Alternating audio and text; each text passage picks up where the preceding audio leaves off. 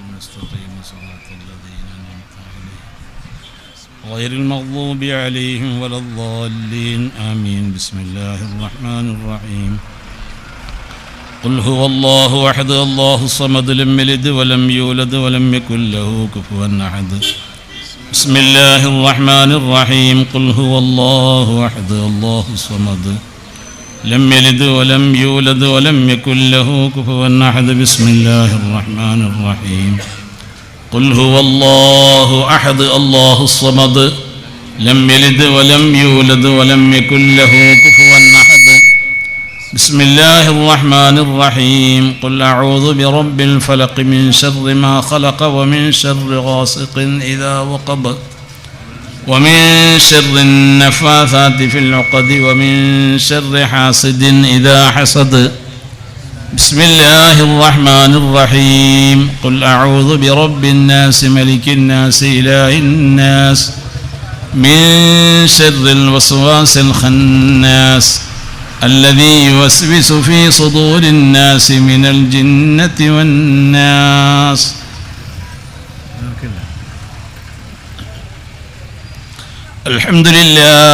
الحمد لله الذي أنعم علينا بالإيمان والإسلام حمدا طيبا كثيرا مباركا فيه على كل حال.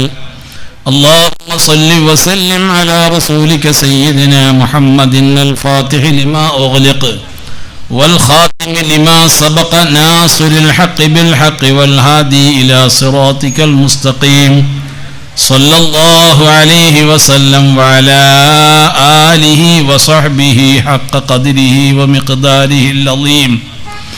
اللهم أوصل وبلغ ثواب ما قرأناه من القرآن العظيم منا إلى حضرة النبي المصطفى. ബഹുമാന്യനായ മുദരിസ് ഹസൻ ഉസ്താദ്, പോക്കർ ഉസ്താദ്, മഹല്ല് ഖതീബ് മുസ്തഫ സഅദി, MC ഉമർ ഉസ്താദ്, ഉസ്മാൻ ഫൈസി, ഇബ്രാഹിം ദാരിമി, അലവി ഉസ്താദ്, മജീദ് ഉസ്താദ്, മറ്റ് പണ്ഡിതന്മാരെ, സമീപ മഹല്ലിൽ നിന്നും എത്തിച്ചേർന്ന നേതാക്കന്മാരെ, സഹോദരി സഹോദരന്മാരെ,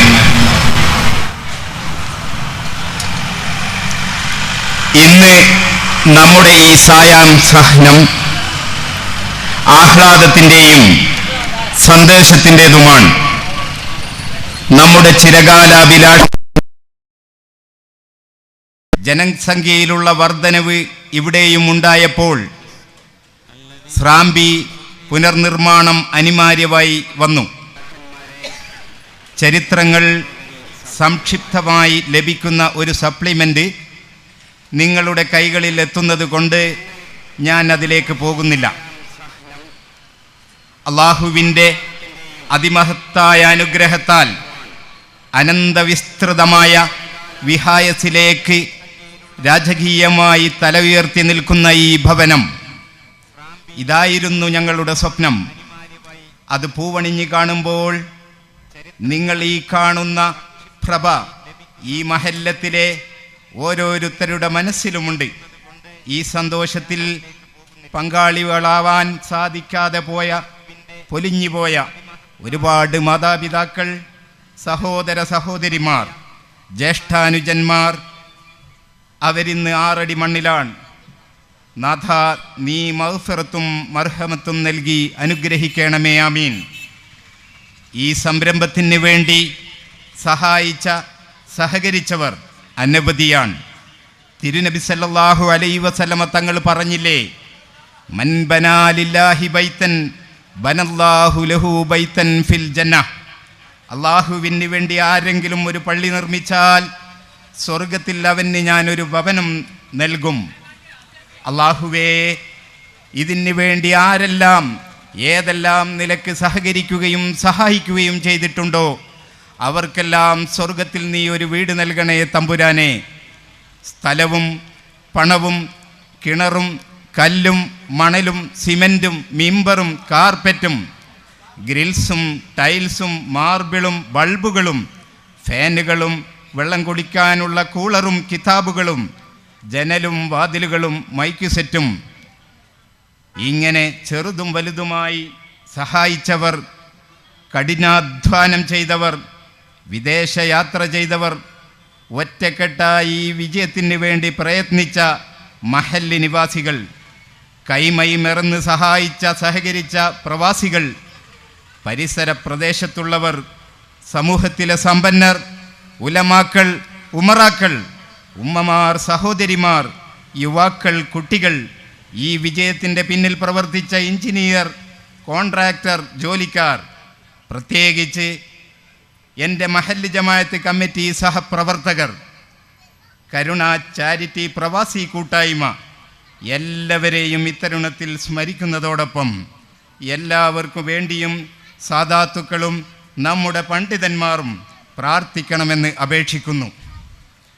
എന്നിൽ അർപ്പിതമായ കർത്തവ്യം നിങ്ങൾക്ക് സ്വാഗതം ആശംസിക്കുക എന്നതാണ്. ഈ മഹത്തായ സദസ്സിന് അധ്യക്ഷം വഹിക്കുന്നത് മഹല്ല് ജമാഅത്തിൻ്റെ ആദരണീയനായ അമരക്കാരൻ എ ബാബ മാസ്റ്റർ അവറുകളാണ്. അദ്ദേഹത്തെ ഈ വേദിയിലേക്ക് സ്വാഗതം ചെയ്യുന്നു. ഈ യോഗം ഉദ്ഘാടനം ചെയ്യുന്നത് നമുക്ക് അസ്ർ നിസ്കാരത്തിന് നേതൃത്വം നൽകാം എന്നേറ്റ മഗ്രിബ് നിസ്കാരത്തിന് വേണ്ടി മാറ്റിവെച്ച ബഹുമാന്യനായ കൊടപ്പനക്കൽ തറവാട്ടിലെ പാണക്കാട് സയ്യിദ് സാദിഖ് അലി ശിഹാബ് തങ്ങൾ അവറുകളാണ്. ബഹുമാന്യനായ സാദിഖ് അലി ശിഹാബ് തങ്ങൾക്ക് തങ്ങളുടെ അഭാവത്തിൽ ഈ മഹല്ല് നിവാസികൾക്ക് വേണ്ടി സ്വാഗതം ആശംസിക്കുന്നു. നമ്മളുടെ ഈ സദസ്സിനെ പ്രൗഢഗംഭീരമാക്കാൻ വേണ്ടി ഇവിടെ എത്തിച്ചേർന്ന സമസ്ത കേരള ജമിയത്തുൽ ഉലമായുടെ ആദരണീയനായ സെക്രട്ടറി ബഹുമാന്യനായ കൊയ്യോട് ഉമർ ഉസ്താദ് അവറുകളെ ഈ മഹല്ല് ജമാഅത്തിന് വേണ്ടി, ഈ സദസ്സിന് വേണ്ടി വേദിയിലേക്ക് ഞാൻ സ്വാഗതം ചെയ്യുന്നു. പണ്ഡിത തറവാട്ടിലെ കാരണവന്മാരായ ബഹുമാനപ്പെട്ട ഹസൻ ഉസ്താദ്, മഹല്ല് ഖതീബ്,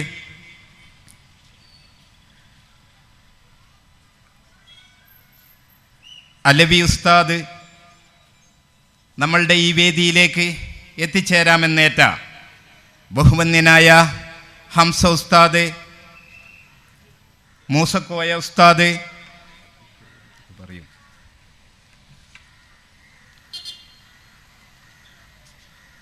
നമ്മളുടെ ഈ സദസ്സിൽ മുഖ്യ പ്രഭാഷണം നടത്തുന്ന യുവ പ്രഭാഷകനും പണ്ഡിതനുമായ ആബിദ് ഹുദവി തച്ചണ്ണ, സർവോപരി ഈ സംരംഭത്തിന് ഞങ്ങളിൽ ഒരുവനായി സാമ്പത്തികമായും ശാരീരികമായും മാനസികമായും ഞങ്ങളെ സഹായിച്ച, സഹായങ്ങൾ ഞങ്ങൾക്ക് എത്തിച്ചു തന്ന ബഹുമാന്യനായ പൂവൻ കുഞ്ഞബ്ദുള്ള ഹാജി, അഭിവന്ദനായ വാലിയിൽ യൂസുഫ് ഹാജി, അദ്ദേഹം സുഖമില്ലാതെ ഹോസ്പിറ്റലിലാണ്, ദുആ വസിയത്തിന് വേണ്ടി പ്രത്യേകം ഏൽപ്പിച്ചിട്ടുണ്ട്. ഞങ്ങൾക്ക് മറക്കാൻ കഴിയാത്ത, ഞങ്ങളിൽ ഒരുവനായി തന്നെ ഈ സംരംഭത്തിന് വേണ്ടി പ്രയത്നിച്ച ബഹുമാന്യനായ ഒളവിലം അബ്ദുൽ ഖദർ ഹാജിയും കുടുംബവും, അതേപോലെ തന്നെ അബ്ദുറഹ്മാൻ ഹാജി,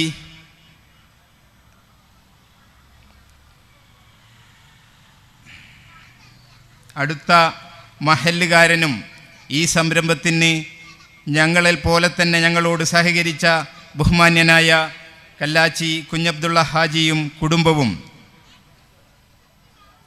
അതേപോലെ ഞങ്ങളുടെ എളിയ ക്ഷണം സ്വീകരിച്ച് ഇവിടെ എത്തിയ ഇതര മഹല്ല് ഖതീബ് കമ്മിറ്റി പ്രതിനിധികൾ, സഹോദര സഹോദരിമാർ, യുവ സുഹൃത്തുക്കൾക്ക് എല്ലാവർക്കും സ്വാഗതം ആശംസിച്ചുകൊണ്ട് ഈ യോഗം നിയന്ത്രിക്കാൻ മഹല്ലത്തിൻ്റെ പ്രഥമ പൗരൻ എ ബാബ മാസ്റ്റർ അവറുകളോട് അഭ്യർത്ഥിച്ചുകൊണ്ട് ഞാൻ എൻ്റെ വാക്കുകൾ നിർത്തുന്നു.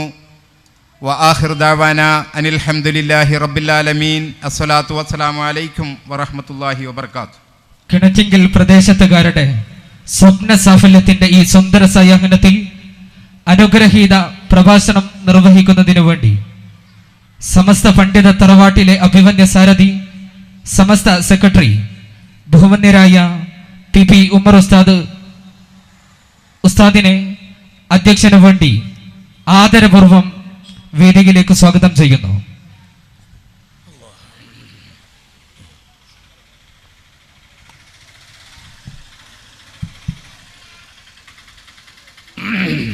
അസ്സലാമു അലൈക്കും വറഹ്മത്തുള്ളാഹി വബറകാതുഹു. അൽഹംദുലില്ലാഹി നഹ്മദുഹു വനസ്തഈനുഹു വനുഅ്മിനു ബിഹി വനതവക്കലു അലൈഹി വനഊദു ബില്ലാഹി മിൻ ശുറൂരി അൻഫുസിനാ വമിൻ സയ്യിആതി അഅമാലിനാ. മൻ യഹ്ദില്ലാഹു ഫലാ മുളില്ല ലഹു ومن يضلله فلا هادي له وأشهد أن لا إله إلا الله وحده لا شريك له وأشهد أن سيدنا محمدا صلى الله عليه وسلم عبده ورسوله أرسله بالهدى ودين الحق ليظهره على الدين كله ولو كره المشركون. أعوذ بالله من الشيطان الرجيم. إنما يعمر مساجد الله من آمن بالله واليوم الآخر وأقام الصلاة وآتى الزكاة ولم يخش إلا الله فعسى أولئك أن يكونوا من المهتدين. صدق الله العلي العظيم وصدق وبلغ رسوله النبي الكريم ونحن على ذلك من الشاهدين الشاكرين والحمد لله رب العالمين. ഏറെ അനുഗ്രഹീതമായ ഈ പുണ്യ സദസ്സിൻ്റെ അധ്യക്ഷൻ, അഭിവന്ദനായ ഈ മഹല്ല് ജമാഅത്ത് കമ്മിറ്റിയുടെ പ്രസിഡന്റ് കൂടിയായ സഹോദരൻ, എന്താ മൂപ്പരുടെ പേരെന്ത്, ബാബ മാസ്റ്റർ അവറുകളെ, ഈ വേദിയിലെ അഭിവന്യരായ ഹസൻ ഉസ്താദ് തുടങ്ങിയ പ്രമുഖ പണ്ഡിത ശിരോമണികളെ, പ്രിയപ്പെട്ട സഹോദരി സഹോദരങ്ങളെ, അല്ലാഹു സുബ്ഹാനഹു വ തആല ഈ അനുഗ്രഹീത സദസ്സിൽ ഒരുമിച്ച് കൂടിയ നമ്മുടെ എല്ലാവരുടെയും എല്ലാ നല്ല ഉദ്ദേശങ്ങളും അള്ളാഹു പൂർത്തീകരിച്ച് തരുമാറാവട്ടെ. അള്ളാഹു സുബ്ഹാനഹു വ തആല ഈ മഹനീയ സംരംഭത്തിന് വേണ്ടി സഹായിച്ച എല്ലാവർക്കും അള്ളാഹു തക്ക പ്രതിഫലം നൽകി അനുഗ്രഹിക്കുമാറാവട്ടെ. ഒരു പള്ളി ഒരു സത്യവിശ്വാസിയെ സംബന്ധിച്ചിടത്തോളം ആ പള്ളിയെ നിർമ്മിക്കുക, ആ പള്ളികളെ ഇബാദത്ത് കൊണ്ട് ധന്യമാക്കുക, ആ പള്ളികളെ സ്നേഹിക്കുക, ആ പള്ളിയുമായി നമ്മുടെ ഹൃദയബന്ധം സ്ഥാപിച്ചു കൊണ്ടിരിക്കുക, ഇതെല്ലാം പരിശുദ്ധ ഇസ്ലാം ദീനിൽ വളരെ പ്രാധാന്യമർഹിക്കുന്ന സൽക്കർമ്മങ്ങളാണെന്ന് നമുക്കെല്ലാവർക്കും അറിയാം. ഞാൻ ഒരു ഉദാഹരണം, ഒരു സംഭവം ഇവിടെ ഉദ്ധരിക്കാൻ ഉദ്ദേശിക്കുകയാണ്. വിശുദ്ധ ഇസ്ലാം ദീൻ അല്ലാഹു സുബ്ഹാനഹു വ തആല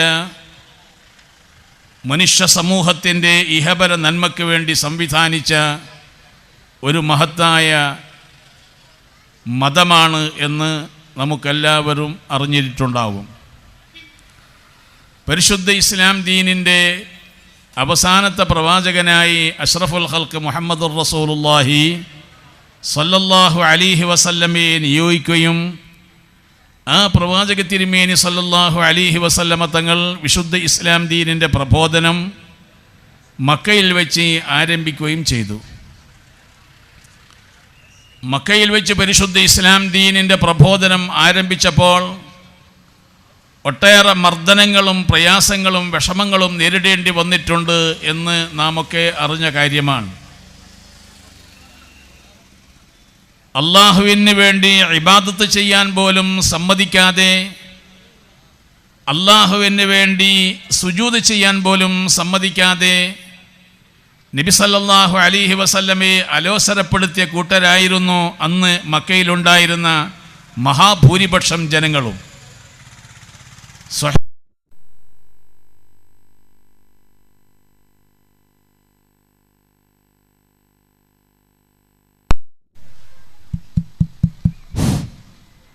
സ്വഹീഹുൽ ബുഖാരി ഉദ്ധരിക്കുന്ന ഒരു സംഭവം കഥ രൂപത്തിൽ നിങ്ങൾ പലപ്പോഴും കേട്ടിട്ടുണ്ടാകും. ഒരിക്കൽ നബി സല്ലല്ലാഹു അലൈഹി വസല്ലമ തങ്ങൾ വിശുദ്ധ കഅബ ഷരീഫിൻ്റെ അടുക്കൽ വന്നുകൊണ്ട് നിസ്കാരം ആരംഭിക്കുകയാണ്. നിസ്കാരം ആരംഭിച്ചപ്പോൾ കഅബ ഷരീഫിൻ്റെ മറുവശത്ത് ഇസ്ലാമിൻ്റെയും അള്ളാഹുവിൻ്റെയും മുഅ്മിനീങ്ങളുടെയും പ്രവാചക തിരുമേനി സല്ലല്ലാഹു അലൈഹി വസല്ലമയുടെയും പ്രതിയോഗികളായ ഒരു കൂട്ടം ശത്രുക്കൾ മറുവശത്ത് ഇരിക്കുകയാണ്. ആ ഇരിക്കുന്ന ശത്രുക്കളിൽ നിന്ന് ഒരാൾ മറ്റൊരാളോട് പറയുന്നു, ഈ മനുഷ്യൻ സുജൂദിലേക്ക് പോകുമ്പോൾ ഇയാളുടെ കഴുത്തിൽ ഒട്ടകത്തിൻ്റെ കുടൽമാല ചാർത്താൻ ആർക്കാണ് സാധിക്കുക എന്ന് ചോദിക്കുന്നു. ഇത് കേട്ടപ്പോൾ മറ്റൊരു വൃത്തികെട്ട മനുഷ്യൻ ഈ ചുമതല ഏറ്റെടുത്തുകൊണ്ട് അടുത്ത മാർക്കറ്റിൽ ചെന്നുകൊണ്ട് ഒരു ഒട്ടകത്തിൻ്റെ ചീഞ്ഞളഞ്ഞ കുടൽമാല വലിച്ചുകൊണ്ടുവന്ന് നബി സല്ലല്ലാഹു അലൈഹി വസല്ലമ തങ്ങൾ സുജൂദ് ചെയ്യുമ്പോൾ അവിടുത്തെ കഴുത്തിൽ ചാർത്തുകയും ചെയ്തു. ഈ സംഭവം നിങ്ങൾ പലപ്പോഴും കേട്ടിട്ടുണ്ട്. അതൊരു കെട്ടുകഥയല്ല. മഹാനായ ഇമാം ബുഖാരി റഹ്മഹുല്ലാഹ് തൻ്റെ സ്വഹീഹിൽ ഈ സംഭവം ഉദ്ധരിക്കുന്നുണ്ട്. അങ്ങനെ അത്രമാത്രം പീഡിപ്പിക്കുകയും അത്രമാത്രം വിഷമിപ്പിക്കുകയും ചെയ്തിരുന്ന ഒരു കാലഘട്ടമായിരുന്നു ആ കാലഘട്ടം. എന്നിരുന്നാലും നബി സല്ലല്ലാഹു അലൈഹി വസല്ലമ തങ്ങൾ വിശുദ്ധ ഇസ്ലാമിൻ്റെ പ്രബോധനവുമായി മുമ്പോട്ട് പോയിക്കൊണ്ടിരിക്കുകയാണ്. ഒരു ഇഞ്ച് പോലും പിറകോട്ട് പോകാതെ അള്ളാഹുവിൻ്റെ ദീൻ പ്രബോധനം ചെയ്തുകൊണ്ടിരിക്കുകയാണ്. അങ്ങനെ ദീൻ പ്രബോധനം ചെയ്തുകൊണ്ടിരിക്കുന്നതിൻ്റെ ഭാഗമായി ജനങ്ങൾ തടിച്ചുകൂടുന്ന സ്ഥലത്ത് കയറി ചെന്നുകൊണ്ട് അവരോട് പ്രസംഗിക്കും, അവരോട് അള്ളാഹുവിൻ്റെ ദീൻ കാര്യം പറഞ്ഞു കൊടുക്കും. അങ്ങനെ പറഞ്ഞു കൊടുക്കുന്ന സന്ദർഭങ്ങളും സ്ഥലങ്ങളും മക്കയിൽ പല ഭാഗങ്ങളിലായിട്ടുണ്ട്. മക്കയിൽ ചില സ്ഥലങ്ങളിൽ ചന്ത നടക്കാറുണ്ട്, കച്ചവട ചന്ത നടക്കാറുണ്ട്. ആ ചന്തകളിലേക്ക് ജനങ്ങൾ തടിച്ചുകൂടാറുണ്ട്. ജനങ്ങൾ തടിച്ചുകൂടുമ്പോൾ അവിടത്തേക്ക് കയറി ചെന്നുകൊണ്ട് അവിടെ കൂടിയ ജനങ്ങളോട് അള്ളാഹുവിൻ്റെ ദീൻ പ്രബോധനം ചെയ്യാറുണ്ടായിരുന്നു നബി സല്ലല്ലാഹു അലൈഹി വസല്ലമ. ബജാറിൽ കൂടി നടന്നുകൊണ്ട്, അങ്ങാടിയിൽ കൂടി നടന്നുകൊണ്ട് വെറുതെ അങ്ങോട്ടും ഇങ്ങോട്ടും നടക്കുകയല്ല പറഞ്ഞത്. മാലിഹാദർ റസൂൽ യഅ്കുലു തആം വയംശി ഫിൽ അസ്വാഖ് എന്ന് വിശുദ്ധ ഖുർആനിൽ നബി സല്ലല്ലാഹു അലൈഹി വസല്ലമയെ വിമർശിച്ചുകൊണ്ട് മക്കയിലുള്ള മുശ്രിക്കീങ്ങൾ പറഞ്ഞ ഒരു വാക്കെടുത്ത് ഉദ്ധരിക്കുന്ന കൂട്ടത്തിൽ അവിടെ പറഞ്ഞിട്ടുണ്ട് വയംശി ഫിൽ അസ്വാഖ്, ഈ പ്രവാചകൻ ബജാറിൽ കൂടി നടക്കുന്നു എന്ന്. ഈ പ്രവാചകൻ ബജാറിൽ കൂടി നടക്കുന്നു എന്ന് പറഞ്ഞാൽ വെറുതെ അങ്ങോട്ടും ഇങ്ങോട്ടും നടക്കുന്നു എന്നല്ല പറഞ്ഞതിൻ്റെ ഉദ്ദേശം. ബജാറിൽ ഇറങ്ങിക്കൊണ്ട് ജനങ്ങൾക്ക് അള്ളാഹുവിൻ്റെ വിശുദ്ധമായ ഇസ്ലാമിനെ പരിചയപ്പെടുത്തിക്കൊണ്ട് പ്രസംഗിക്കുന്നതിൻ്റെ ഭാഗമായിട്ടാണ് ഇങ്ങനെ നടക്കാറുണ്ടായിരുന്നത്. അങ്ങനെ ചില ചന്തകളിൽ ചെന്നുകൊണ്ട് പ്രസംഗിക്കുമ്പോൾ ആ ചന്തകളിൽ ആരൊക്കെങ്കിലും ഈ പ്രസംഗം ആകൃഷ്ടമാകുമ്പോൾ അവർ അള്ളാഹുവിൻ്റെ ദീനിലേക്ക് കടന്നു വരട്ടെ എന്ന് കരുതിക്കൊണ്ട് അങ്ങനെ ജനങ്ങളോട് പ്രസംഗിച്ചു കൊണ്ടിരിക്കുന്ന പതിവ് നബി സല്ലല്ലാഹു അലൈഹി വസല്ലമ തങ്ങൾക്കുണ്ടായിരുന്നു. അങ്ങനെ ഒരിക്കൽ അവിടുത്തെ ഒരു ചന്തയിൽ വെച്ച് പ്രസംഗിച്ചു കൊണ്ടിരിക്കുമ്പോൾ വിദേശത്തുനിന്ന് വന്ന, അഥവാ മദീനയിൽ നിന്ന് വന്ന ഒരു ചെറുപ്പക്കാരൻ ഈ പ്രസംഗത്തിൽ ആകൃഷ്ടനാവുകയും ആ പ്രസംഗം അദ്ദേഹത്തെ സ്വാധീനിക്കുകയും ആ പ്രസംഗത്തിൻ്റെ വിഷയം അദ്ദേഹം ഉൾക്കൊള്ളുകയും ചെയ്തുകൊണ്ട് അദ്ദേഹം വിശുദ്ധ ഇസ്ലാമിലേക്ക് കടന്നു വന്നു. വിശുദ്ധ ഇസ്ലാമിനെ പഠിച്ചു. വിശുദ്ധ ഇസ്ലാമിനെ പഠിച്ചതിൻ്റെ ശേഷം അദ്ദേഹം ദിവസങ്ങൾക്ക് ശേഷം മദീനയിലേക്ക് തിരിച്ചു പോയി. മദീനയിലേക്ക് തിരിച്ചു പോയിക്കൊണ്ട് അവിടെയുള്ള തൻ്റെ കൂട്ടുകാരോട് മക്കയിൽ വെച്ച് നടന്ന സംഭവങ്ങൾ വിവരിച്ചു കൊടുക്കുകയും മക്കയിൽ നിന്ന് നബി സല്ലല്ലാഹു അലൈഹി വസല്ലമ തങ്ങൾ പ്രസംഗിച്ച വിഷയം അവരുടെ മുമ്പിൽ അവതരിപ്പിക്കുകയും ചെയ്തപ്പോൾ അവർക്കതിൽ വളരെ ആകർഷണീയത ഉണ്ടായി. അവർ വിശുദ്ധ ഇസ്ലാമിലേക്ക് ഏതാനും ചെറുപ്പക്കാർ, മദീനയിലുള്ള ഏതാനും ചെറുപ്പക്കാർ ഇസ്ലാമിലേക്ക് കടന്നു വന്നു.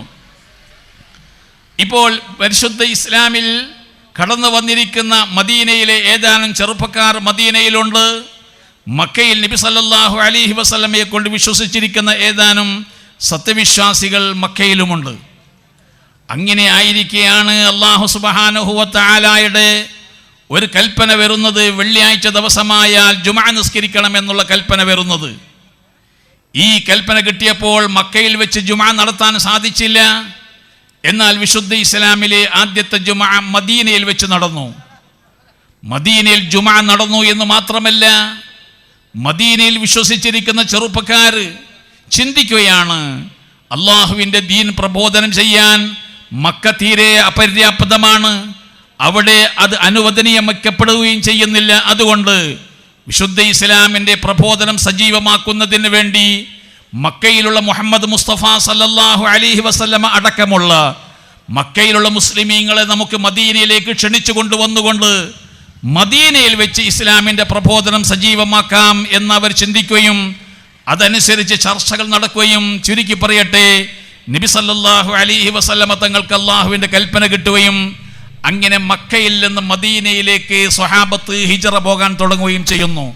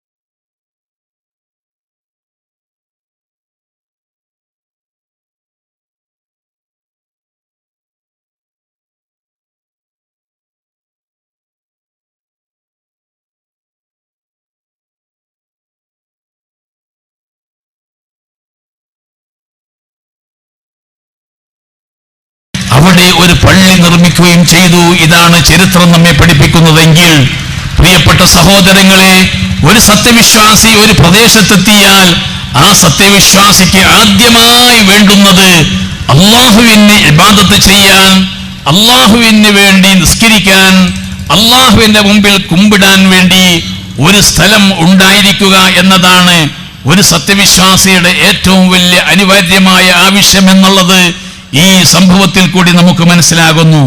ഈ പ്രദേശത്തുകാരെ സംബന്ധിച്ച് നേരത്തെ ഇവിടെ സ്വാഗത പ്രസംഗൻ പറഞ്ഞതുപോലെ ഒരു മഹൻ അദ്ദേഹത്തിന് ഒരു പള്ളി നിർമ്മിക്കാൻ സൗകര്യം ചെയ്തു കൊടുത്ത പാലസ് സമാനമായ വലിയ കൊട്ടാരമാണ് അവനിക്ക് നൽകുന്നത് എന്നതാണ് ഈ ഹദീസിന്റെ ഉദ്ദേശമെന്ന് ഹദീസിനെ വ്യാഖ്യാനിച്ചുകൊണ്ട് മഹാന്മാരായ പണ്ഡിതന്മാർ നമുക്ക് വിശദീകരിച്ചു തരുന്നുണ്ട്.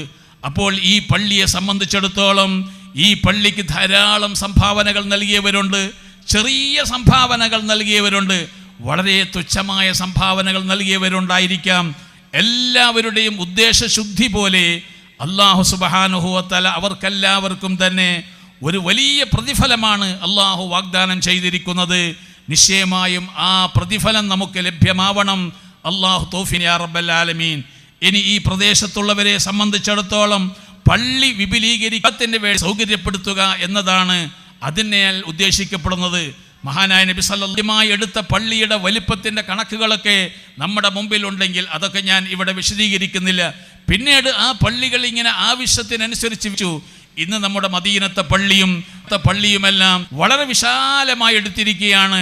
ലക്ഷങ്ങൾക്ക് നിസ്കരിക്കാൻ, ലക്ഷങ്ങൾക്ക് ഒരേ സമയത്ത് ഇബാദത്ത് ചെയ്യാൻ അവിടെയുള്ള പള്ളികളെല്ലാം വളരെ വിപുലീകരിച്ചിരിക്കുകയാണ്. അങ്ങനെ ആവശ്യത്തിന് വേണ്ടി ജനസാന്ദ്രത കൂടുന്നതിനനുസരിച്ച് നമ്മുടെ പള്ളികൾ വിപുലീകരിക്കുന്നത് വിശുദ്ധ ഇസ്ലാം അനുവദിക്കപ്പെട്ടിരിക്കുന്ന കാര്യമാണ്, വിശുദ്ധ ഇസ്ലാം പ്രോത്സാഹിപ്പിക്കുന്ന കാര്യവുമാണ്. അതിനനുസരിച്ച് ഈ പ്രദേശത്തുള്ള ആളുകളുടെ സൗകര്യത്തിനനുസരിച്ച്, ഇബാദത്ത് ചെയ്യാനുള്ള നല്ല സൗകര്യത്തിനനുസരിച്ച് നമ്മുടെ പള്ളി ഇപ്പോൾ വിപുലീകരിക്കപ്പെട്ടിരിക്കുകയാണ്. ഇനി നാം ഈ പള്ളിയുടെ വിപുലീകരണമോ ഇതിൻ്റെ ബിൽഡിങ്ങോ അല്ലെങ്കിൽ ആ ബിൽഡിങ്ങിൻ്റെ സൗന്ദര്യമോ അല്ല നമുക്ക് പ്രതിഫലം നൽകുന്ന ഏറ്റവും വലിയ ഭാഗം. നമ്മെ സംബന്ധിച്ചിടത്തോളം നമ്മുടെ പള്ളിയോട് നമുക്ക് ചെയ്യേണ്ടുന്ന ഒരുപാട് ബാധ്യതകളും കടമകളുമുണ്ട്.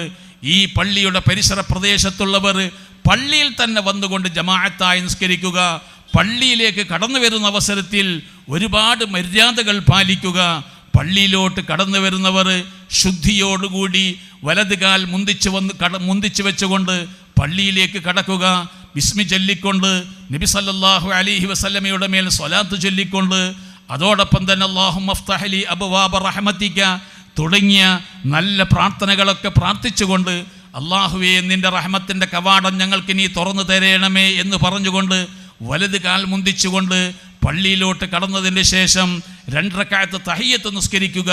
ഇത് പള്ളിയോട് ചെയ്യേണ്ടുന്ന ഏറ്റവും വലിയ മാന്യതയാണ്, ഏറ്റവും വലിയ മര്യാദയാണെന്നാണ് നമുക്ക് നബി സല്ലല്ലാഹു അലൈഹി വസല്ലമ തങ്ങൾ പഠിപ്പിച്ചു തന്നിരിക്കുന്നത്. തഹിയ്യത്ത് നിസ്കാരത്തിന് വളരെ പ്രാധാന്യമാണ് കൽപ്പിക്കുന്നത് എന്നത് നമുക്ക് മനസ്സിലാക്കാൻ കഴിയുന്ന ഒരു കാര്യം ഞാൻ നിങ്ങളുടെ മുമ്പിൽ അവതരിപ്പിക്കാം. ഒരു വെള്ളിയാഴ്ച ദിവസം നല്ലതുപോലെ ശ്രദ്ധിക്കുക. ഒരു വെള്ളിയാഴ്ച ദിവസം ഒരാൾ പള്ളിയിലേക്ക് കടന്നു വരുന്നത് ഇമാമ് മിമ്പറിൽ വെച്ച് ഖുതുബ ഓതിക്കൊണ്ടിരിക്കുന്ന അവസരത്തിലാണെങ്കിൽ, ഇമാമ് ഖുതുബ ഓതിക്കൊണ്ടിരിക്കുന്ന അവസരത്തിലാണ് ഒരാൾ പള്ളിയിലോട്ട് കടന്നു വരുന്നതെങ്കിൽ അയാളെ സംബന്ധിച്ചിടത്തോളം ജുമഅന്റെ മുമ്പുള്ള സുന്നത്ത് നിസ്കരിക്കുക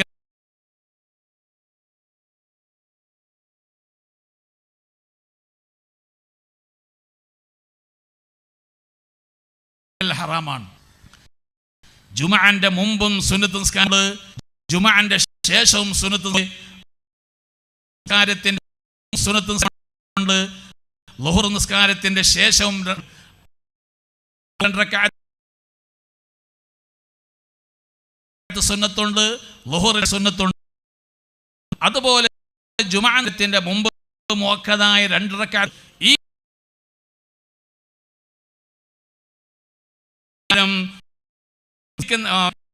പള്ളിയോട്ട് കടന്നു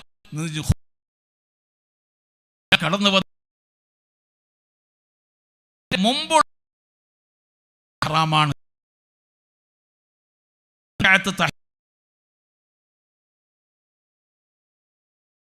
തന്നെയാണെന്നാണ്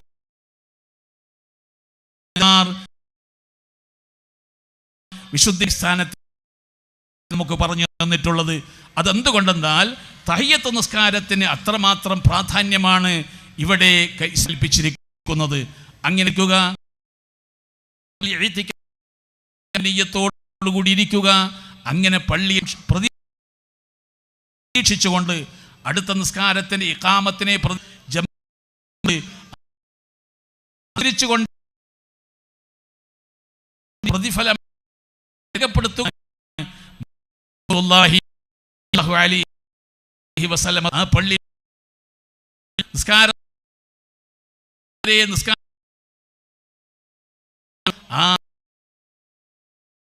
നിസ്കാരത്തിൽ തന്നെയാണെന്നാണ് മഹാൻ പറയുന്നത്. നേരത്തെ തന്നെ പള്ളിയിലേക്ക് അവിടെ ഇരിക്കുന്ന പ്രതിഫലപ്പെടാൻ പറ്റുന്ന വിധത്തിലുള്ള സൽക്കർമ്മമായി രേഖപ്പെടുത്തുന്നുണ്ട് എന്ന് പറയും. അതുകൊണ്ടാൽ നമുക്ക് കിട്ടുന്ന എത്ര ശ്രദ്ധിക്കേണ്ടതുണ്ട്. അതോടൊപ്പം തന്നെ പള്ളി ആപ്പിയുടെ പവിത്ര മുസ്ലിം സമുദായത്തെ സംബന്ധിച്ചിടത്തോളം ഒരുപാട് നിബന്ധനകൾ വെച്ചിട്ടുണ്ട്. പള്ളിയില്ലാത്തവർ കൂട്ടത്തിൽ തീരും. അഥവാ ഒരു അശുദ്ധി ഉണ്ടാവും, വലിയ അശുദ്ധിയായാൽ അയാളെ സംബന്ധിച്ച് പള്ളിയിൽ പ്രവേശിക്കാനില്ല. കുളിച്ചിട്ട് മാത്രമേ ഇങ്ങനെ പവിത്രമായ സ്ഥലം ആ കളിക്കുന്ന വാക്കുകൾ പാടില്ല.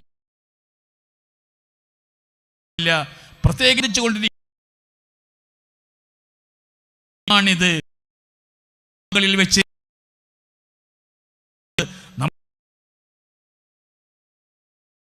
പല കണ്ടപ്പെട്ട സഹോദര രൂപത്തിൽ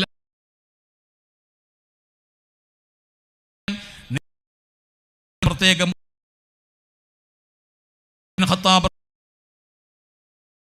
എന്നിവന്റെ ഗ്രാമ വന്നിരിക്കുന്ന രണ്ട് ചെറുപ്പക്കാരെ പള്ളിയിൽ വെച്ച് ഇങ്ങനെ സംസാരിച്ചു കളഞ്ഞു. പള്ളിയിൽ വെച്ച്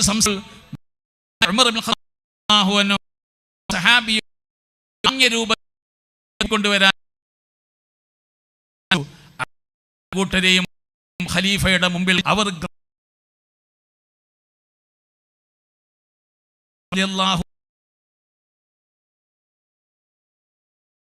അവരോട് പറഞ്ഞൊരു വാക്കുണ്ട്, മദീനത്തിന്റെ പട്ടണം ജീവിക്കുകയും ഇവിടെ വെച്ച് ഇസ്ലാമിന്റെ കാര്യങ്ങൾ പഠിക്കുകയും ചെയ്തിരുന്ന ആളായിരുന്നുവെങ്കിൽ നിങ്ങളെ ഞാൻ അടിച്ച് വേദനിപ്പിക്കുമായിരുന്നു. നിങ്ങൾ അള്ളാഹുവിന്റെ റസൂലിന്റെ ശബ്ദം ഉയർത്തുകൾ സംസാരിക്കുകയും വളരെ സ്വഹീഹ് ഹദീസിൽ അതുകൊണ്ട് വെച്ച് ആവശ്യമായ സംസാരങ്ങൾ ഉച്ചത്തിലുള്ള നഷ്ടപ്പെടുത്ത ഒരിക്കലും ഈ സന്ദർഭം ഉണർത്തുകയും വിശുദ്ധ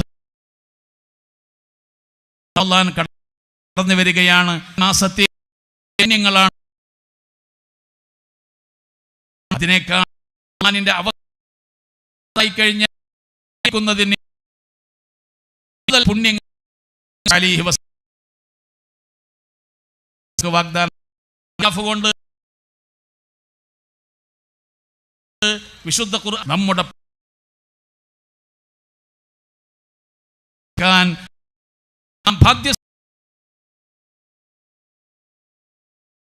ബോധം കൂടുകയും ഉണർത്തുക ഒരുപാട് ചെയ്യുക. എന്ന് ഞാൻ പറഞ്ഞില്ലേ, പള്ളിയിൽ കൂടിയ വിശുദ്ധ സജീവമായ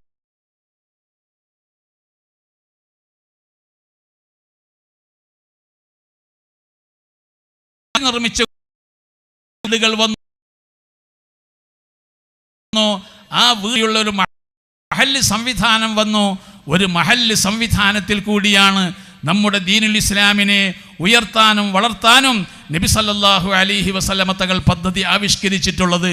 അതുകൊണ്ട് തന്നെ ഒരു പള്ളി വെറും നിസ്കാരത്തിന് വേണ്ടി മാത്രമുള്ളതല്ല. ഈ പള്ളിയുടെ ഇമാറത്ത് പല വിധത്തിലാണ് ഇമാറത്ത്. ആ ഇമാറത്തിൻ്റെ പ്രധാനപ്പെട്ട ഒരു ഭാഗം പള്ളിയിൽ ഇൽമ പഠിപ്പിക്കുന്ന സ്ഥലമുണ്ടായിരിക്കുക. ഇൽമ പഠിക്കുന്നതിന് ആവശ്യമായ സൗകര്യങ്ങൾ ചെയ്തു കൊടുക്കുക. അതിനാണ് നമ്മുടെ പള്ളികൾ ദർസ് സ്ഥാപിക്കുക. അതുപോലെ തന്നെ മറ്റ് ഇസ്ലാമിക സാംസ്കാരികമായ പല കാര്യങ്ങളും പഠിക്കുന്നതിന് ആവശ്യമായ ക്ലാസുകൾ നമുക്ക് സംഘടിപ്പിക്കാം. നമ്മുടെ നിസ്കാര ശേഷം അവിടെ കൂടിയിരുന്നവർക്ക് പ്രത്യേകമായ തഅലീം നടത്തുകയും അവർക്ക് ആവശ്യമായ ഇൽമ പഠിപ്പിച്ചു കൊടുക്കുകയും ചെയ്യുന്ന ഒരു സംവിധാനം ഈ രാജ്യത്ത് നമ്മുടെ പള്ളികളിൽ ഉണ്ടാക്കി തീർക്കുക. അങ്ങനെ മുസ്ലിം സമുദായത്തിന് ആവശ്യമായ അറിവുകൾ പകർന്നു കൊടുക്കുന്ന ഒരു കേന്ദ്രമായി നമ്മുടെ പള്ളികൾ മാറിത്തീരുക. പൊതുവെ നമ്മുടെ ഇടയിലുള്ള എല്ലാവിധ പ്രശ്നങ്ങൾക്കും പരിഹാരത്തിനും നമ്മുടെ പള്ളികൾ വിനിയോഗിക്കത്തക്ക വിധത്തിൽ അതിനെ സജ്ജമാക്കുവാൻ നമ്മുടെ മഹല്ല് കമ്മിറ്റികൾ, നമ്മുടെ മഹല്ലിലെ ഉത്തരവാദപ്പെട്ടവർ ബോധവാന്മാരാവുക എന്നതുകൂടി ഞാൻ ഇവിടെ പ്രത്യേകം ഓർമ്മിപ്പിക്കുകയാണ്. അതുപോലെ തന്നെ നമ്മുടെ പള്ളികളിൽ അള്ളാഹുവിൻ്റെ ദീനുൽ ഇസ്ലാമിൻ്റെ യഥാർത്ഥമായ രൂപമാണ് ഇന്നേ വരെ നടന്നുകൊണ്ടിരിക്കുന്നത്. അഷ്റഫുൽ ഖൽഖ് മുഹമ്മദുർ റസൂലുള്ളാഹി സ്വല്ലല്ലാഹു അലൈഹി വസല്ലമയിൽ നിന്ന് വിശുദ്ധ ഇസ്ലാം പഠിച്ചിരിക്കുന്ന ബഹുമാനപ്പെട്ട സഹാബത്താണ് വിശുദ്ധ ഇസ്ലാമിൻ്റെ പ്രബോധകരായി നമ്മുടെ കേരളത്തിലേക്ക് വന്നിരിക്കുന്നത്. കേരളത്തിൽ അവർ വന്നുകൊണ്ട് അവർ ചെയ്തിരിക്കുന്നത് പള്ളി നിർമ്മിക്കുകയായിരുന്നു. അവർ ചെയ്തിരുന്നത് പള്ളി നിർമ്മിച്ചു. ആ പള്ളിയുടെ ചുറ്റുഭാഗത്തും ഒരു മഹല്ല് സംവിധാനമുണ്ടായി. ആ പള്ളിയിൽ ഖാദിമാരെ നിശ്ചയിച്ചു. ഇന്നും നമുക്കറിയാം കേരളത്തിലെ പ്രഥമ ഖാദിമാരുടെ 12ഓളം ഖാദിമാരുടെ പേരുകൾ പോലും നമ്മുടേതായ ചരിത്ര ഗ്രന്ഥങ്ങൾ നമുക്ക് കാണാൻ കഴിയുന്നുണ്ട്. അങ്ങനെയുള്ള ഖാദിമാരെ നിശ്ചയിച്ചു. അങ്ങനെ ആ ഖാദിയുടെ നേതൃത്വത്തിൽ വിശുദ്ധ ഇസ്ലാമിൻ്റെ പ്രബോധന സംവിധാനങ്ങൾ ഉണ്ടാക്കി. അങ്ങനെ നമ്മുടെ പള്ളികൾ ഒരു സാംസ്കാരിക കേന്ദ്രമായി മാറി. ഈ വിധത്തിലായിരുന്നു മഹാന്മാരായ ബഹുമാനപ്പെട്ട സഹാബത്ത് നമ്മുടെ പള്ളികളെ ഉപയോഗപ്പെടുത്തിയിരിക്കുന്നത്. അങ്ങനെ ആ പള്ളികളിലുള്ള നിസ്കാരം അവർ ക്രമീകരിച്ചു. ഏതുപോലെ മദീനത്തെ പള്ളിയിൽ മഹാനായ റസൂലുള്ളാഹി സ്വല്ലല്ലാഹു അലൈഹി വസല്ലമ തങ്ങൾ എങ്ങനെയാണോ നിസ്കരിച്ചത്, ആ നിസ്കാരത്തിൻ്റെ യഥാർത്ഥ ഒറിജിനാലിറ്റി ഒട്ടും നഷ്ടപ്പെടുത്താതെ ആ ഒറിജിനൽ നിസ്കാരമൊക്കെ അവർ നിർവഹിച്ചു. അവരിവിടെ വെച്ച് നിസ്കരിക്കുന്ന രൂപം അവർ നമുക്ക് കാണിച്ചു തന്നു. ളുഹുർ 4 റക്അത്ത് നിസ്കരിച്ചു, അസർ 4 റക്അത്ത് നിസ്കരിച്ചു, മഗ്രിബ് 3 റക്അത്ത് നിസ്കരിച്ചു, ഇശാ 4 റക്അത്ത് നിസ്കരിച്ചു, സുബ്ഹി 2 റക്അത്ത് നിസ്കരിച്ചു. അങ്ങനെ നിസ്കാരത്തിൻ്റെ എണ്ണങ്ങൾ പോലും അവർ കൃത്യമായി നമുക്ക് പഠിപ്പിച്ചു തന്നു. എന്നു മാത്രമല്ല, നിസ്കാര ശേഷമുള്ള അദ്കാറുകൾ, നിസ്കാര ശേഷമുള്ള ദിക്റുകൾ അവർ കാണിച്ചു തന്നിരിക്കുന്നു. ആ കാണിച്ചു തന്ന നിസ്കാരത്തിൻ്റെ രൂപം നമ്മുടെ പൂർവികർ നിർവഹിച്ചു. അവർ ജുമാ നിസ്കാരം നമുക്ക് കാണിച്ചു തന്നു. ജുമാ നിസ്കാരത്തിൽ ആരൊക്കെയാണ് പങ്കെടുക്കേണ്ടത് എന്നതും അവർ കാണിച്ചു തന്നു. അങ്ങനെ ജുമാ നിസ്കാരം 2 റക്അത്ത് നിസ്കാരം, ജുമാൻ്റെ മുമ്പ് 2 ഖുത്ബ അറബിയിൽ തന്നെ നിർവഹിച്ചു കാണിച്ചു തന്നു. അറബിയിൽ തന്നെ നിർവഹിച്ചു. അങ്ങനെ നമ്മുടെ പൂർവികന്മാർ ഇസ്ലാമിൻ്റെ ഒറിജിനൽ രൂപം അവരിൽ നിന്ന് പഠിക്കുകയും ചെയ്തു. അങ്ങനെ പഠിച്ചുകൊണ്ടുള്ള യഥാർത്ഥ ഇസ്ലാമിക രൂപമാണ് നമുക്ക് കിട്ടിയിരിക്കുന്നത്. അവർ റമദാൻ മാസമായാൽ 20 റക്അത്ത് തറാവീഹ് നിസ്കരിച്ച് കാണിച്ചു തന്നു. അവർ 20 റക്അത്ത് തറാവീഹ് നിസ്കരിച്ചത് മദീനത്തെ പള്ളിയിൽ വെച്ചായിരുന്നു നിസ്കരിച്ചിരുന്നത്. നബി സല്ലല്ലാഹു അലൈഹി വസല്ലമയുടെ കാലത്തും ശേഷമുള്ള ഖുലഫാഉൽ അർബഅത്തിന്റെ കാലത്തിലുമൊക്കെ വിശുദ്ധമാക്കപ്പെട്ട റമദാനിൽ 20 റക്അത്ത് നിസ്കാരം തറാവീഹ് നിസ്കരിക്കുന്നു, 3 റക്അത്ത് വിത്ർ നിസ്കരിക്കുന്നു. ഇങ്ങനെ നിസ്കരിച്ച് ശീലിച്ച് പഠിച്ചിരിക്കുന്ന ഒറിജിനൽ രൂപത്തോടുകൂടി കേരളത്തിലേക്ക് വന്നിരിക്കുന്ന ബഹുമാനപ്പെട്ട സഹാബത്ത് അത് അങ്ങനെ തന്നെ നമ്മുടെ കേരളത്തിൽ നടപ്പിലാക്കി. അത് അങ്ങനെ തന്നെ നിലനിർത്തുക എന്നതാണ് നമ്മുടെയും കടമയും ബാധ്യതയും. അതുപോലെ തന്നെ പള്ളികളിൽ വെച്ച് നടത്തപ്പെട്ടിരുന്ന ഹദ്ദാദ് റാത്തീബ് നമ്മുടെ സലഫുസ് സ്വാലിഹീങ്ങൾ നടത്തിയിരുന്നു. അതുപോലത്തെ നബിദിന മൗലിദ് പാരായണം നടത്തിയിരുന്നു. അതുപോലെ തന്നെ മഹാന്മാരായ ഔലിയാക്കന്മാരുടെ ആ ആണ്ട് നേർച്ചകൾ വരുന്ന അവസരത്തിൽ അതിനനുസരിച്ച് നമ്മുടെ പൂർവികരൊക്കെ നടത്തിയിരുന്നു. ആ പൂർവികർ നടത്തിയിരിക്കുന്ന യഥാർത്ഥ രൂപവും യഥാർത്ഥ സന്ദേശവും ഈ രാജ്യത്ത് നിലനിർത്താൻ വേണ്ടി നമ്മുടെ പള്ളികൾ പ്രത്യേകം ശ്രദ്ധിക്കപ്പെടേണ്ടതുണ്ട്. അഥവാ പള്ളികളെ ഭരിക്കുന്നവർ പ്രത്യേകം ശ്രദ്ധിക്കപ്പെടേണ്ടുന്നത്, ആ പള്ളികൾ ശ്രദ്ധിക്കപ്പെടേണ്ടുന്നത് അവരുടെ പള്ളികൾ ഭരിക്കുന്നവരുടെ പ്രധാനപ്പെട്ട ചുമതലയാണ് എന്നുകൂടി ഞാൻ ഇവിടെ പ്രത്യേകം എടുത്തു പറയുകയാണ്.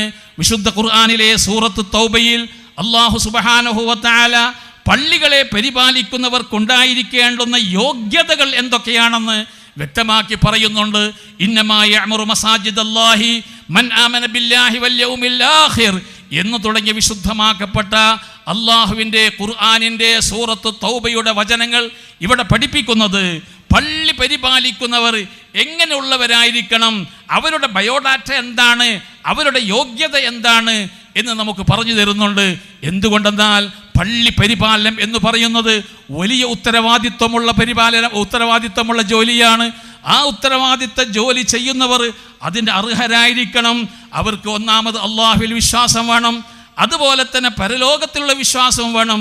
അള്ളാഹുവിലുള്ള വിശ്വാസം പറഞ്ഞ ഉടനെ പരലോകത്തിലുള്ള വിശ്വാസം പറഞ്ഞതിൻ്റെ പ്രത്യേകത എന്ന് പറയുന്നത് ഒരു പള്ളി പരിപാലിക്കുന്നതിനെ സംബന്ധിച്ചിടത്തോളം അവൻ്റെ ഉള്ളിലുണ്ടായിരിക്കേണ്ടുന്ന ഏറ്റവും വലിയ വിശ്വാസത്തിൻ്റെ കാഠിന്യം എന്ന് പറയുന്നത് ഞാൻ ഇവിടെ എന്ത് കളിച്ചാലും നാളെ പരലോകത്ത് എനിക്കൊരു ചോദ്യം വരുന്നുണ്ടല്ലോ, ആ ചോദ്യം വരുന്ന അവസരത്തിൽ ഞാൻ എന്ത് മറുപടി പറയേണ്ടി വരും എന്നുള്ള ബോധം ഒരു മനുഷ്യനെ പിടികൂടുന്ന അവസരത്തിൽ അവൻ്റെ സൽക്കർമ്മങ്ങൾ, അവൻ്റെ പ്രവർത്തനങ്ങളൊക്കെ അള്ളാഹുവിൻ്റെ അടുക്കൽ സ്വീകാര്യമാകത്തക്ക വിധത്തിൽ അത് ഏറ്റവും നല്ലതായിത്തീരും. ആ രൂപത്തിലുള്ള പരലോക വിശ്വാസവും അള്ളാഹുവിലുള്ള വിശ്വാസവും നിസ്കാരങ്ങൾ കൃത്യമായി നിർവഹിക്കുകയും സകാത്ത് കൊടുക്കുകയും അള്ളാഹുവിനെ മാത്രം ഭയപ്പെടുകയും ചെയ്യുന്ന ഒരു നല്ല ഉത്തരവാദിത്തമുള്ളവനായിരിക്കണം പള്ളിയെ പരിപാലിക്കേണ്ടുന്നത് എന്ന് പറയുന്നതിൻ്റെ സാരം.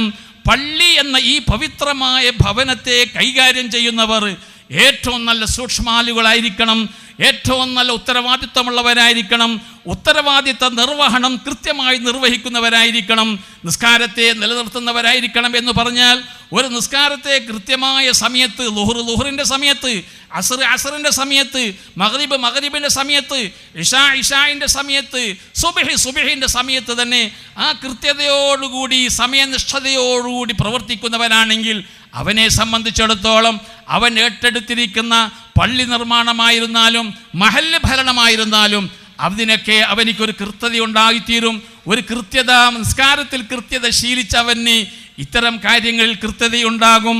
അതുപോലെ തന്നെ ആത്തസക്കാത്ത എന്ന് പറഞ്ഞതുകൊണ്ട് ഉദ്ദേശിക്കുന്നത് ഇടപാടുകളിൽ അതുപോലെ തന്നെ സാമ്പത്തിക വിഷയത്തിൽ സൂക്ഷ്മത പാലിക്കുന്നവനായിരിക്കണം പള്ളിയെ നിർമ്മിക്കുന്നതും പള്ളിയെ പരിപാലിക്കേണ്ടുന്നതും എന്നൊക്കെ പറഞ്ഞുകൊണ്ട് ആ പള്ളി പരിപാലിക്കുന്നവർക്ക് പ്രത്യേകമായ ബയോഡാറ്റ പോലും അല്ലാഹു നൽകിയിരിക്കുന്നത്. പള്ളി പരിപാലനം എന്ന് പറയുന്നത് ഒരു തമാശക്കളിയല്ല, ഒരു കുട്ടിക്കളിയല്ല, അത് വളരെ അധികം ഗൗരവത്തിൽ ചെയ്യേണ്ടുന്ന വിഷയങ്ങളാണ് എന്ന് പഠിപ്പിക്കാൻ വേണ്ടിയാണ്. ഇങ്ങനെ ചുരുക്കി പറഞ്ഞാൽ പള്ളി പരിപാലനം എന്നത് വിശുദ്ധ ഇസ്ലാമിൽ വളരെയധികം പ്രാധാന്യം അർഹിക്കുന്ന ഒരു അമലാണ്. അതുകൊണ്ടാണ് നാളെ പരലോകത്ത് അല്ലാഹു സുബ്ഹാനഹു പരിപാലിക്കുന്നവർക്ക് അള്ളാഹു നൽകുന്നത്, നാളെ പരലോകത്ത് അർശിൻ്റെ തണൽ കൊണ്ട് തണലേകപ്പെടുന്ന കൂട്ടത്തിൽ പള്ളിയുമായി ബന്ധപ്പെടുന്നവർ, പള്ളിയെ പരിപാലിക്കുന്നവർ, പള്ളി നിർമ്മിക്കുന്നവർ, പള്ളിയെ പരിപാലിക്കുന്നവരെ സംബന്ധിച്ച് പ്രത്യേകം എടുത്തു പറഞ്ഞിരിക്കുന്നു. വമൻ ഖൽബുഹു യഹ്വിൽ മസാജിദ ദായിമ തഅല്ലഖഹു ഫീഹാ ബിഗൈരി സവാലി. മഹാനായ റസൂലുള്ളാഹി സ്വല്ലല്ലാഹു അലൈഹി വസല്ലമയെ തൊട്ട് ഉദ്ധരിച്ച 7 കൂട്ടരെ പരിചയപ്പെടുത്തുന്ന കൂട്ടത്തിൽ പറഞ്ഞിരിക്കുന്ന ഒരു കാവ്യവചനമാണ് ഞാൻ ഇവിടെ നിങ്ങളെ മുമ്പിൽ കേൾപ്പിച്ചത്. പ്രിയപ്പെട്ടവരെ, പള്ളിയുമായി ഏത് നിമിഷവും ഹൃദയം ബന്ധപ്പെടുത്തുകയും ആ പള്ളിയുടെ പരിപാലനത്തെക്കുറിച്ചും, പള്ളിയിൽ ബാങ്ക് വിളിച്ചിട്ടുണ്ടോ, പള്ളിയിൽ ജമാഅത്ത് നടന്നിട്ടുണ്ടോ, പള്ളിയുടെ ഏതെങ്കിലും ട്യൂബ് കത്തുന്നില്ലേ, അല്ലെങ്കിൽ പള്ളിയുടെ ഹൗദിൽ വെള്ളമില്ലാതായി പോയോ എന്നിത്യാദി കാര്യങ്ങളെ സംബന്ധിച്ച് ചിന്തിക്കുകയും ആലോചിക്കുകയും അതിന് പരിഹാരം കണ്ടെത്താൻ പരിശ്രമിക്കുകയും ചെയ്തുകൊണ്ട് അതോടൊപ്പം തന്നെ ഏത് സമയത്തും ഒഴിവ് കിട്ടുന്ന സമയങ്ങളിലെല്ലാം പള്ളിയിൽ വന്നിരുന്ന് ഇഅ്തികാഫിരുന്ന് ഖുർആൻ ഓതി, തസ്ബീഹ് ചൊല്ലി, സ്വലാത്ത് ചൊല്ലി, ദിക്ർ ചൊല്ലി, നല്ല കലിമത്തുകൾ പറഞ്ഞുകൊണ്ട് ആ പള്ളിയിൽ സമയം ചെലവഴിക്കുകയും ചെയ്യുന്ന പള്ളിയുമായി ബന്ധപ്പെടുന്നവർക്കാണ് നാളെ പരലോകത്ത് അല്ലാഹു അർശിൻ്റെ തണൽ കൊടുക്കപ്പെടുന്ന കൂട്ടത്തിൽ ഒരു കൂട്ടം ആളുകൾ എന്ന് നബി സല്ലല്ലാഹു അലൈഹി വസല്ലമ തങ്ങൾ നമ്മെ പരിചയപ്പെടുത്തുകയാണ്. അങ്ങനെയുള്ള സമ്പാദ്യങ്ങൾ സമ്പാദിക്കാൻ നമുക്ക് കിട്ടിയ അവസരമാണ് ഈ അവസരം. ഈ അവസരം നിങ്ങൾ ഉപയോഗപ്പെടുത്തിക്കൊണ്ട് ഈ പള്ളിയുടെ പരിപാലനത്തിൽ നിങ്ങൾ ശ്രദ്ധിക്കണമെന്നതാണ് ഇവിടെ ഞാൻ പ്രത്യേകം ഊന്നി പറയുന്നത്. ഞാൻ നീട്ടിപ്പരത്തി പറയാൻ ആഗ്രഹിക്കുന്നില്ലുണ്ട്, ഞാൻ ചുരുക്കുകയാണ് പ്രിയപ്പെട്ടവരെ. അതുകൊണ്ട് നമ്മുടെ ഈ പള്ളിയെ നല്ല നിലയിൽ പരിപാലിച്ച് അതിൻ്റെ പവിത്രത കാത്തുസൂക്ഷിച്ചുകൊണ്ട് മുന്നോട്ട് പോകാൻ നിങ്ങൾ പരിശ്രമിക്കണം. നേരത്തെ ഇവിടെ സൂചിപ്പിച്ചതുപോലെ പല നല്ല വ്യക്തിത്വങ്ങളും നല്ല ഉദ്ദേശത്തോടുകൂടി നമ്മുടെ പള്ളിയുടെ നിർമ്മാണത്തിന് വേണ്ടി സഹായിച്ചിട്ടുണ്ട്. ആ കൂട്ടത്തിൽ എനിക്ക് ഏറെ പരിചയമുള്ള നമ്മുടെ ബാലിൽ യൂസുഫ് ഹാജി എന്ന് പറയുന്ന വ്യക്തി, അദ്ദേഹം ഇവിടെ സ്ഥലത്തുണ്ടെങ്കിൽ അദ്ദേഹത്തിൻ്റെ പേരെടുത്ത് പറയാൻ അദ്ദേഹം ഇഷ്ടപ്പെടുമായിരുന്നില്ല. എന്നാൽ അദ്ദേഹത്തിനെ പറ്റി പ്രത്യേകം എടുത്ത് പറയേണ്ടി വന്നിരിക്കുന്നത്, അദ്ദേഹത്തിന് ഒരു ചെറിയ വീഴ്ച കാരണം ഒരു ചെറിയ വിഷമം അദ്ദേഹത്തിന് ഇപ്പോൾ നേരിടുകയും അങ്ങനെ ആശുപത്രിയിൽ കടന്നുകൊണ്ട് ചികിത്സിച്ച് വീട്ടിൽ വിശ്രമിച്ചു കൊണ്ടിരിക്കുകയാണ്. അദ്ദേഹത്തിന് വളരെ പ്രയാസങ്ങളുണ്ട്. അദ്ദേഹത്തിന് വരാൻ കഴിയുമായിരുന്നുവെങ്കിൽ ഈ സദസ്സിലേക്ക് അദ്ദേഹം വരുമായിരുന്നു. അദ്ദേഹം ഈ പള്ളിയുമായിട്ട് ഏറെ ബന്ധപ്പെട്ടിട്ടുണ്ട് എന്നറിയാൻ കഴിഞ്ഞു. അർഹമുർറാഹിമീനായ റബ്ബുൽ ഇസ്സത്ത് ആ സഹോദരൻ്റെ എല്ലാ പ്രയാസങ്ങളും നീക്കിക്കൊടുക്കുമാറാവട്ടെ. അദ്ദേഹത്തിൻ്റെ ശരീരത്തിന് ഏറ്റിരിക്കുന്ന ആ പ്രയാസം അല്ലാഹു എത്രയും പെട്ടെന്ന് സുഖപ്പെടുത്തി കൊടുക്കുമാറാവട്ടെ. അദ്ദേഹത്തിന് നമുക്കും അല്ലാഹു ആരോഗ്യം നിലനിർത്തി തരുമാറാവട്ടെ. ആമീൻ യാ റബ്ബൽ ആലമീൻ. അതോടൊപ്പം തന്നെ ഇവിടെ പലരും പ്രത്യേകം പേരെടുത്ത് പറഞ്ഞവരും അല്ലാത്തവരുമായ ഒരുപാട് ആളുകൾ ഇതിനെ സഹായിച്ചിട്ടുണ്ടെന്നറിയാൻ കഴിഞ്ഞു. എല്ലാവരുടെയും സഹായം അല്ലാഹു സുബ്ഹാനഹു വ തആല സ്വീകരിക്കുമാറാവട്ടെ. അവരുടെ എല്ലാവരുടെയും എല്ലാവിധ പ്രയാസങ്ങളും പ്രശ്നങ്ങളും അല്ലാഹു പരിഹരിച്ചു കൊടുക്കുമാറാവട്ടെ.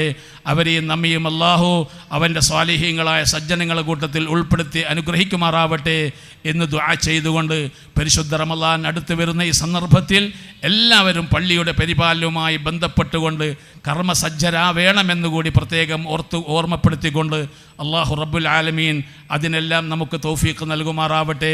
ദീർഘായുസ്സും ആഫിയത്തും നൽകി അനുഗ്രഹിക്കുമാറാവട്ടെ എന്ന് ദുആ ചെയ്തുകൊണ്ട് നിങ്ങളോടൊക്കെ ദുആ കൊണ്ട് വസിയത്ത് ചെയ്തുകൊണ്ട് ഞാൻ എൻ്റെ വാക്കുകൾ ഉപസംഹരിക്കുന്നു. വആഖിറു ദഅവാന അനിൽ ഹംദുലില്ലാഹി റബ്ബിൽ ആലമീൻ.